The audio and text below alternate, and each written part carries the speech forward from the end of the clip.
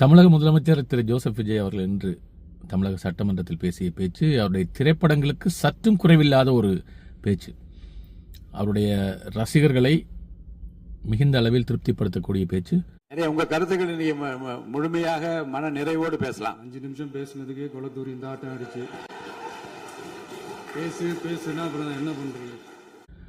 அடுத்த ஒரு வருஷத்துக்கு பேச தேவையில்லை, பேசினா இப்படித்தான் இருக்கும் என்று சொல்ற மாதிரியான ஒரு பேச்சு. நிறைய விஷயங்களுக்கு பதிலடி. அதில் கடைசியில் அது கிட்டத்தட்ட அவருடைய கோடிக்கணக்கான ரசிகர்களை திருப்திப்படுத்துகிற மாதிரி இருந்தது. ஆனாலும் அந்த பேச்சில் நிறைய விமர்சனங்கள் வந்து கொண்டிருக்கின்றன. உதாரணத்துக்கு, இப்படி ஒரு பேச்சை சட்டமன்றத்தில் பேசலாமா, சினிமாத்தனமான பேச்சா இல்லையா, அப்படிலாம் நிறைய கேள்விகள் வந்தது. இதை தாண்டி நேற்று சவுக்கு சங்கர் அவருடைய ஒரு இன்டர்வியூவை பார்த்துருந்தேன். நீங்கள் பேசுங்க, நீங்கள் எப்படி பேசினாலும் கேட்குறக்கு ஆள் இருக்குது என்று அவர் சொல்லியிருந்தார். முதலாவது, அந்த சொல்லில் இருக்கிற ஒரு உண்மைத்தன்மை என்னென்னா, நீங்கள் மெல்ல மெல்ல பேச வேணும். பேசினால்தான் உங்களுடைய பேச்சு செப்பனிடப்படும். அது தவிர மக்களுக்கு நீங்கள் பேசாமல் இருப்பது என்பது ஒரு குறிப்பிட்ட காலத்துக்கு பிறகு சலிப்பு தட்டிவிடும் என்று. கிட்டத்தட்ட 45 நிமிஷம் பேச்சு பா. கடைசியா நான் இந்த உரையை முடிக்கிறதுக்கு முன்னாடி ஒரு முக்கியமான ஒரு விஷயம் பத்தி சொல்லணும். ஆளுநர் உரை அன்னைக்கு நாட்டுப்பண் முதலாவது பாடப்பட்டது, 2 முறை பாடப்பட்டது. இதெல்லாம் முதலாவது தாவேக அரசாங்கத்தில் இல்லை, இது திமுக தான் கொண்டு வந்தது. உங்களுக்கு வந்த ரத்தம் எங்களுக்கு வந்த தக்காளி சட்னியா என்ற மாதிரி இருந்தது.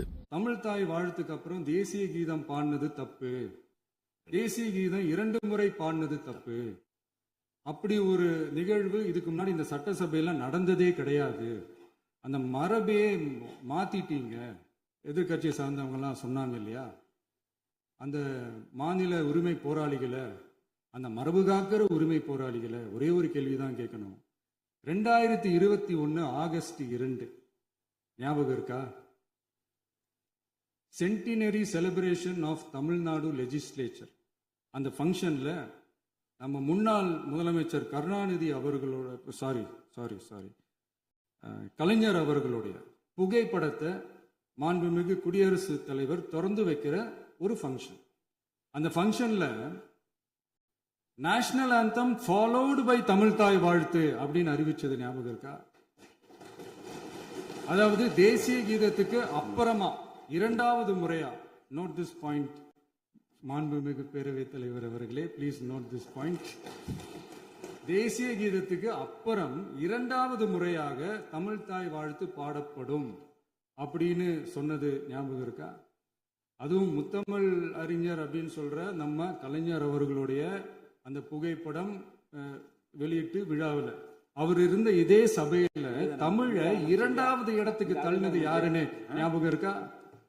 அது மட்டும் இல்ல, அந்த தேசிய கீதத்தை நாட்டுப்பண் நேஷனல் ஆந்தம்னு சொல்லி அதே ஃபங்க்ஷன்ல கடைசியா ஃபங்க்ஷன் முடியும் போது செகண்ட் டைம் தேசிய கீதம் பாடினதும் ஞாபகம் இருக்கா? இதே அவையில் தான், அது அவை குறிப்பிலும் இருக்கிறது, இதே அவையில் தான் நடைபெற்றது.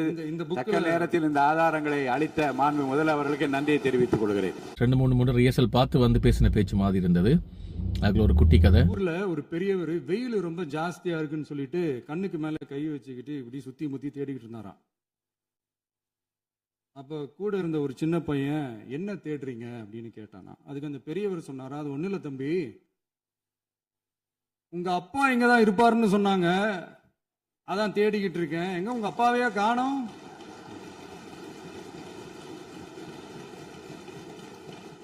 இல்ல, அந்த எங்களுக்கும் நக்கலா நையாண்டியா சம்பந்தம் இல்லாத குட்டி கதை போகும்போது ஏன் இந்த குட்டி கதையை சொல்றார் அப்படின்னு யோசிச்சா, எங்களுக்கும் சம்பந்தம் இல்லாம பேச தெரியும் அப்படின்னு ஒரு போடு. எங்களுக்கு பாடம் எடுக்கிறதா நினைச்சுக்கிட்டு உங்க வேஷத்தை நீங்களே கொஞ்சம் கொஞ்சமா கலைச்சிக்கிட்டே வர்றீங்க, மறந்துடாதீங்க. அப்புறம்